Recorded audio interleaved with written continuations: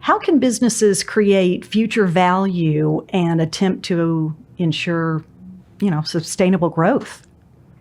Yeah, that's really industry specific, but in general, I'd answer that question with they need to innovate, right? They need to be aligned with what the strategy is for the organization and where they want to go, right? So you need a business plan that works, but you also need to be agile and be able to pivot, should the industry change or should the market change.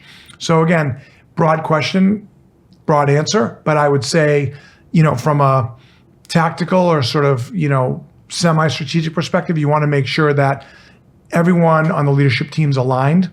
Everyone's driving toward growth, which again, in most businesses is revenue, right? Or, kind of profitability. So you got to try to figure out what the playbook is to kind of get there and get there as fast as you can. Mark, based on your over 30 years business experience, what are some of the critical factors that businesses need to align with to have success? The leadership team needs to be aligned, and you need to, identify the right team to bring in to help you execute on your plan. But then you need the right foundational technology, talent, and organizational structure to get there. So, a good example will be making sure that you have the right tools in the organization to help you scale, right? Again, if you're a growth company or you're a sales company, you need the right CRM. Right? If you're a data company, you need the right data lake.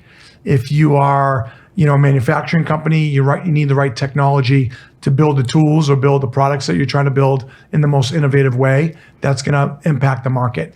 So it really comes down to making sure that there's organizational performance that's really, really strong, but there's also leadership alignment in all those aspects. What strategies do you recommend for acquiring new clients and then go to market?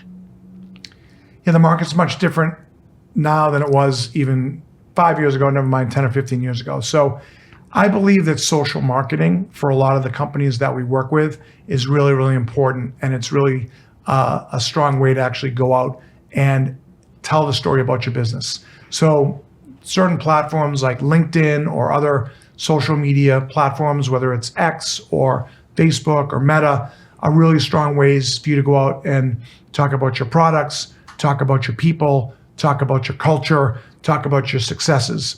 And a lot of it now is video based, right? So if you're a growth organization or you're a marketing or sales organization, what can you do to go tell successful stories about the things you're doing for your clients? And a lot of that comes down to video vignettes or, ways to, tell stories to prospective customers, but also collaborate with existing customers on how you work together and how you solve problems together. So YouTube's the largest, platform out there for a reason, right? People want to go tell stories, and a lot of these video-based platforms enable these companies to go out and really advocate around their products or their services to the marketplace. Share with us some strategies on how to really successfully build a personal and a business network. Yeah, great question, Lisa. So, I'm a big believer in LinkedIn as, the strongest business platform out there from a networking perspective.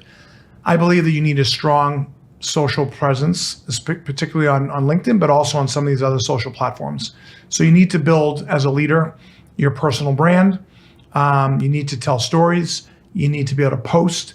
You need to be able to go on other people's posts and comment, right? So you need to sort of build that network and a lot of those connections with people that you either work with and congratulate them or make a comment, or people you want to work with, you want to go follow those companies and learn every day from their feed and what they're doing as an organization. So then you have those nuggets of information, whether you're speaking to them as a leader or you want to build a go-to-market plan, whether it's a pitch deck or something else, you can weave in a lot of those stories from your clients you want to go after.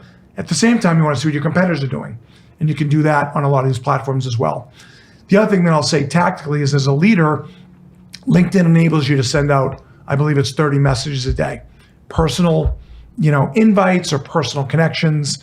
And as a leader, if you could carve out, again, call it a half hour a day or maybe few hours a week, over the weekends, and reach out to the people that you want to connect with, not just self-serving, but also how could you potentially help somebody else out, right?